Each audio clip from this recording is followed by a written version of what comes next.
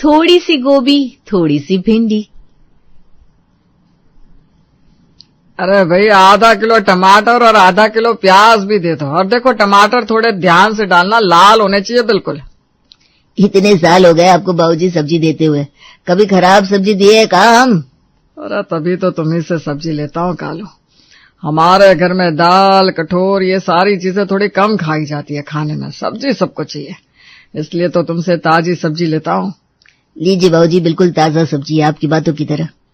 लाओ भाई लाओ, बहू इंतजार कर रही होगी सब्जी का, उसके बाद सबका टिफिन और खाना भी बनना है। चंदन रोज सुबह जल्दी पार्क जाता और वहां से ताजी हरी भरी सब्जी लेकर आता। उसके बाद ही घर में रसोई बनती थी। बच्चों का टिफिन, सुमित के लिए ऑफिस का खाना और दिन का खाना, सब कुछ ताजी सब्जियों के आने के बाद ही बनता था। अरे आज कितनी देर लगा दी, 8 बज रहे हैं, कब सब्जी आएगी, कब रसोई बनेगी? अब तुम तो ऐसा कह रही हो जैसा तुम खाना बनाती हो। तो आपके कहने का क्या मतलब है? मैं बस दिन भर बैठी रहती हूँ, क्या कुछ नहीं करती? बैठे बैठे दिन भर ताने मारना, चिक चिक करना, रूठना, ये सब इतना आसान नहीं है, और तुम्हारे अलावा ये काम और कोई कर नहीं सकता। पापा क्यों परेशान कर रहे हैं मम्मी जी को? अब तुझे ये जितना परेशान करती है, कोई तो होना चाहिए ना उसका बदला लेने के लिए। हाँ, बस आपको तो मैं ही खटकती हूँ आंखों में, है ना? आपके लिए तो चारू ही सब कुछ है। बेटी के ससुराल जाने के बाद बहू से ही घर की रौनक होती है। राधा बहू ही तो है जो सास ससुर के बुढ़ापे का सहारा है। मेरा सुमित किसी से कम है क्या? लाखों में एक है। कितनी मेहनत करता है इस घर के लिए, दिन रात एक कर दिया है, तब जाकर अभी प्रमोशन मिला है उसको। बस इन माओं का पता नहीं क्यों सिर्फ बेटे ही दिखते हैं। चारू ये ले ताजी सब्जियां, रसोई बना दे अब जल्दी से। जी अभी बना देती हूँ पापा जी। चारू थोड़े मिर्च मसाले अच्छे से डाला करो, कल भी कितनी फीकी सब्जी बनी थी। इस घर में आए हुए तुम्हें 15 साल हो गए, अभी तक रसोई में हाथ नपा तुला नहीं है तुम्हारा। जी माँ जी, मैं ध्यान रखूंगी आगे से। हर बार कहती हो लेकिन ध्यान पता नहीं तुम्हारा कहाँ ही होता है। एक ही तो सब्जी बनानी होती है तुम्हें, फिर भी यह हाल है। सॉरी माँ जी, कल थोड़ा काम आ गया था ना बच्चों की प्रोजेक्ट का, तो रसोई में ज्यादा ध्यान नहीं दे पाई। हाँ, अब मैं ज्यादा कुछ बोलूंगी तो तुम्हारे पापा जी बोलने लग जाते हैं। सास जात का तो नाम यूं ही खराब कर दिया है बहुओं ने, अब तो कुछ कहने में भी डर लगता है। चारू तुम जाओ, बहू खाना बना दो, सुमित और बच्चों को स्कूल भी जाना होगा ना। जी पापा जी। कभी तो कुछ अच्छा बोल लिया करो, जब देखो चारू बहू के ऊपर चढ़ी रहती हो। मैं बाकी सासों से काफी अच्छी हूँ, कितना धीरे धीरे काम करती है, फिर भी कुछ नहीं कहती। आपको बस बहाना चाहिए मुझसे लड़ने का। राधा को चारू का काम और उसके हाथ का खाना ज्यादा कुछ पसंद नहीं था, लेकिन चारू के सबसे बड़े सपोर्ट सिस्टम थे उसके ससुर जी। वो उसकी ढाल बनकर उसे राधा के तानों से और कड़वे शब्दों से बचा लेते थे। चंदन आज भी हमेशा की तरह सुबह सुबह वॉक के लिए पार्क जा रहा था कि पीछे से चारू ने आवाज दी, पापा जी जरा रुकिएगा। चारू कितनी बार कहे जब कोई बाहर जा रहा हो तो पीछे से आवाज नहीं देते? सॉरी माँ जी, वो मेरा ध्यान नहीं रहा। अरे कोई बात नहीं है, बताओ चारू कोई काम था क्या तुम्हें? आते वक्त कुछ चाहिए? हाँ पापा जी, वो बंकू को बैंगन का भरता खाना था, तो बस यही कहना था कि बैंगन लेकर आइएगा प्लीज। इतनी सी बात के लिए पीछे से टोकने की क्या जरूरत थी? अरे क्यों खामखा डांट रही हो उसे? चारू मैं लेकर आऊंगा बैंगन, ठीक है? और बेटा और कुछ चाहिए तो फोन कर देना। हाँ, बस पैसे तो पेड़ पर उगते हैं ना, कुछ कहते नहीं इसे, और मुझे कुछ कहने नहीं देते। राधा मन में बड़बड़ाती रही। चंदन हमेशा की तरह पार्क से सैर करने के बाद सब्जी वाले के पास आता है और वहां से ताजे बैंगन और ताजी सब्जियां लेता है। वो रोड क्रॉस करने ही वाला था कि तभी किसी कार से उसकी टक्कर हो जाती है। सब्जी वाला चंदन को उठाता है और डॉक्टर के पास ले जाता है। आपने अपने घर वालों को फोन कर दिया है? हाँ, वो बस आते ही होंगे। पापा क्या हुआ आपको? अरे कुछ नहीं, वो मैंने आती हुई कार को देखा नहीं। देखा, मैंने कहा था ना जब कोई बाहर जा रहा हो तो टोकना नहीं चाहिए। देखा तुम्हारी लापरवाही का नतीजा। मुझे माफ कर दीजिए पापा जी। अरे मैं बिल्कुल ठीक हूँ चारू। देखिए, बाकी तो शरीर पर किसी तरह की चोट नहीं लगी है, लेकिन क्या डॉक्टर बताइए ना। लेकिन इनके पैर पर अंदरूनी चोट आई है, इसलिए हमें पट्टा बांधना पड़ा है। कुछ वक्त तक ये खुद से चल फिर नहीं सकते, इन्हें इस व्हील चेयर का सहारा लेना होगा। हे ईश्वर, देखा चारू, तुम्हारी छोटी सी गलती की वजह से तुम्हारे पापा जी को कितना सहन करना पड़ रहा है। चंदन को अस्पताल से घर ले जाया जाता है। अब उन्हें बिस्तर पर ही आराम करने को कहा गया था। चारू अपने ससुर को देखकर आंसू बहा रही थी और मन ही मन खुद को कोस रही थी, लेकिन राधा के शब्द तो अभी भी तीर का ही काम कर रहे थे। अब आंसू बहाने से क्या फायदा है, अब तो हो गया ना अब शगुन। माँ प्लीज, चारू ने कभी नहीं सोचा था कि ये हो जाएगा, और अगर उसने नहीं भी रोका होता तो एक्सीडेंट होना किसी के बस में नहीं है। पहले तेरे पापा जी और अब तो पता नहीं तुम लोगों को इसकी गलती देखते क्यों नहीं है। अगर अब गलत इल्जाम लगा रही है तो माँ किसी न किसी को तो बोलना ही होगा। माँ जी सही कह रही है, ये सब मेरी गलती है। ना ही मैं पापा को बैंगन लाने को कहती हूँ, ना ये सब होता। अरे इसमें किसी की गलती नहीं है, और अब पापा को आराम करने दो, कल से मैं सब्जी ले आया करूंगा। तेरा अभी अभी प्रमोशन हुआ है सुमित, तू सुबह सब्जी भी लाएगा और ऑफिस का भी काम करेगा तो कितना ज्यादा लोड हो जाएगा तेरे पर। मैं चली जाऊंगी सब्जी लाने। हाँ, फिर तो हो चुका हमारा कल्याण। तुम्हें तो बचत की चिड़िया का नाम है, ये बात पता ही नहीं। पापा ये भी लेकर आना, पापा वो भी लेकर आना, कोई जरूरत नहीं है।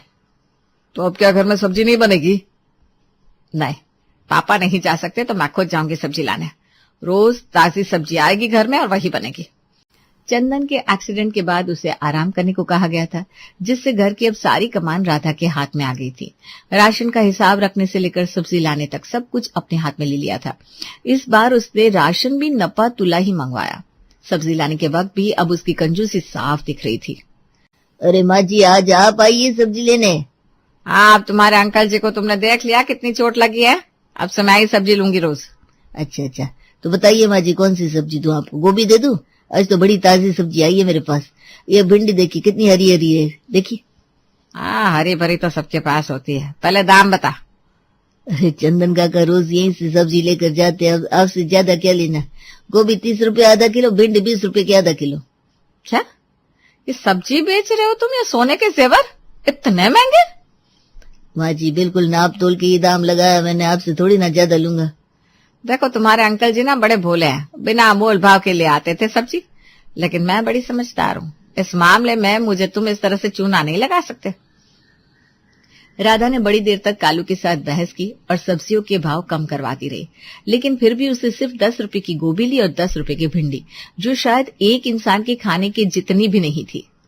माँ जी आपने इतना मोल भाव किया, लेकिन फिर भी थोड़ी सी गोभी ली और थोड़ी सी भिंडी, इससे क्या ही होगा? वो मैं देख लूंगी अपने आप, तुम ये लो अपने पैसे। पता नहीं चंदन काका किस तरीके से गुजारा करते होंगे माँ जी के साथ, कितनी ही कंजूस है। राधा थोड़ी सी गोभी और थोड़ी सी भिंडी लेकर घर आ जाती है और वो खुश थी कि आज उसने कितने पैसे बचा लिए, लेकिन जब चारू इतनी सी सब्जी देखती है तो चौंक जाती है। माँ जी लगता है सब्जी वाले ने आधा किलो सब्जी के बदले आपको थोड़ी सी सब्जी दे दी है। देखिए ये दोनों सब्जियां कितनी कम है। अरे कोई कम नहीं है, आधा आधा किलो सब्जी किसी के घर में बनती है क्या? तुम्हारे पापा जी तो बस पैसे बर्बाद करके आ जाते थे। लेकिन माँ जी इतनी सी सब्जी से क्या ही होगा? अरे तो 2 सब्जियां बनाओ, वैसे भी एक एक सब्जी बनाकर निकल जाती हो रसोई से। थोड़ी सी गोभी बना दो, थोड़ी सी भिंडी बनाओ, हमें भी रसोई का स्वाद आना चाहिए कि नहीं। चारू के पास अपनी सास की बात मानने के अलावा और कोई चारा नहीं था। उसे थोड़ी सी गोभी की सब्जी बना दी, थोड़ी सी भिंडी की सब्जी बना दी, जिसमें भी उसे तरी वाली भिंडी बनानी पड़ी क्योंकि वो सबको कम पड़ जाती। इतनी अच्छी अच्छी ताजा सब्जियां लाई थी वह, लेकिन यह देखो चारू को रसोई में बिल्कुल स्वाद ही नहीं है। चारू ये तरी वाली भिंडी का स्वाद सच में अच्छा नहीं आ रहा है। हाँ मम्मी मुझे गोभी की सब्जी दे दो ना आप। गोभी की सब्जी तो अब इतनी सी है, कोई बात नहीं, मैं प्याज के साथ रोटी खा लूंगी। चारू इतना वक्त हो गया है तुम्हें इस घर में रसोई संभालते, लेकिन आज भी रसोई का स्वाद तुम्हारे हाथ में नहीं आया। कोई बात नहीं माँ, चारू अच्छा ही खाना बनाती है, आज भिंडी के साथ हो गया तो कोई बात नहीं, अगली बार से ध्यान रखेगी वो। राधा ने सबको ये कह दिया कि वो 2-2 सब्जियां लेकर आती हैं, लेकिन ये सिर्फ चारू को पता था कि वो 2 सब्जियां कितनी कम थी। चारू ने सबको खाना खिलाया। अपने ससुर जी के लिए उसने आज सूप बनाया था, लेकिन उसके खुद के लिए कोई भी सब्जी नहीं बची थी। उसने प्याज लिया, नमक डाला और उसी के साथ रोटी खा ली। लेकिन राधा को ये सब कहाँ दिख रहा था, उससे तो बस पैसे बचाने थे और चारू को ताना देना था। आ गई फिर से माँ जी। हाँ, आज क्या क्या है तुम्हारे पास सब्जी में? आज सब्जी में सब कुछ है माँ जी, लेकिन हम पहले ही कह रहे हैं हम कुछ भी 10 कर नहीं देंगे। देखो मैं पहले ही बता रही हूँ कि मैं बस थोड़ी थोड़ी सी सब्जी लूंगी, देना है तो दो, वरना मैं किसी और से ले लूंगी। अगर काका का ख्याल नहीं होता तो हम आपको यहाँ खड़ा भी नहीं रहने देते। क्या बोले जा रहे हो मन में? आपको जो लेना है ले लीजिए माँ जी, थोड़ी सी पालक और थोड़ी सी मटर लीजिए। देखो अब इतनी सब्जी ली है तो थोड़ा धनिया तो फ्री में देना ही पड़ेगा। इतनी सब्जी? हाँ माँ जी, इतनी सी सब्जी में तो आपका पूरा मोहल्ला खाना खा सकता है। ले जाइए धनिया, हमारी तरफ से तोहफा, ले जाइए फ्री में। आज फिर से राधा थोड़ी सी पालक और थोड़े से मटर लेकर आ गई।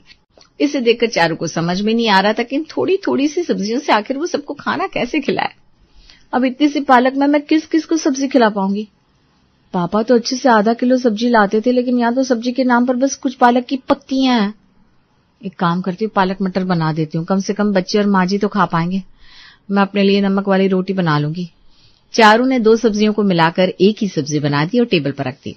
उस पर भी राधा के ताने चारू पर बरस पड़े। एक अच्छी गृहिणी वही होती है जो रसोई भी बना दे, बचत भी कर दे।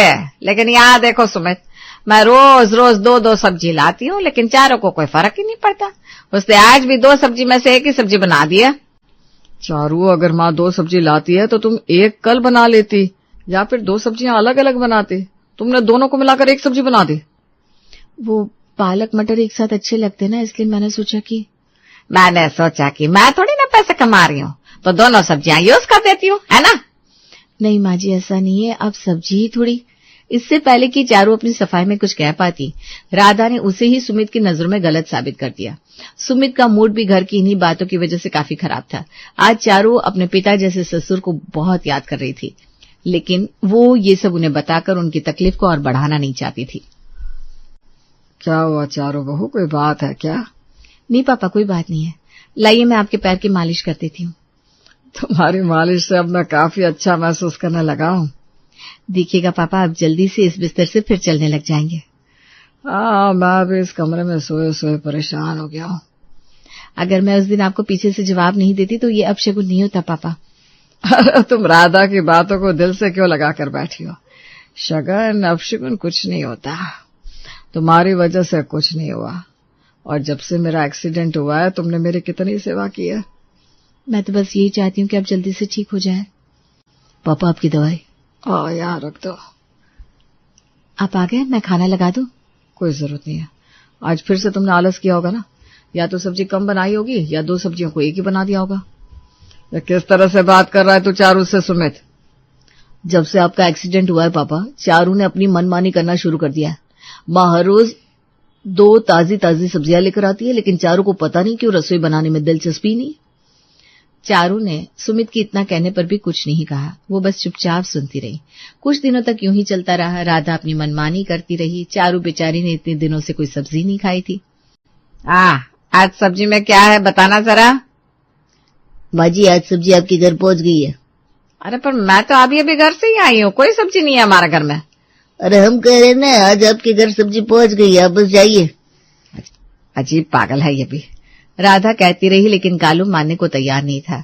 राधा मन में बड़बड़ाते हुए घर आती है तो देखती है चंदन अपने पैरों पर खड़ा था और हाथ में सब्जी के थैले थे। अरे आप क्यों लेने गए थे सब्जी? मैं गई थी ना। हाँ पापा, आपके पैर में दर्द हो रहा होगा। अरे चारू बहू की सेवा से मेरे पैर बिल्कुल ठीक है, ना कोई दर्द है ना कोई चोट है। और रही बात सब्जी की, तो राधा जितनी सब्जी इस घर में लाती थी उससे तो पूरे घर का गुजारा होना ही मुश्किल था। पापा ये क्या कह रहे हैं आप? मुझे कालू ने सब बता दिया, कैसे राधा बस थोड़ी थोड़ी 10-20 रुपए की सब्जियां लेकर आती थी। इसलिए चारू बहू को कभी तरी वाली कभी दोनों सब्जियों को मिलाकर एक सब्जी बनानी पड़ती थी, और वो खुद तो कभी सब्जी खाती ही नहीं थी। आज मैंने उसे सूखी रोटी खाते देख लिया। माँ, आपकी कंजूसी की वजह से मैंने चारू को कितना कुछ सुना दिया।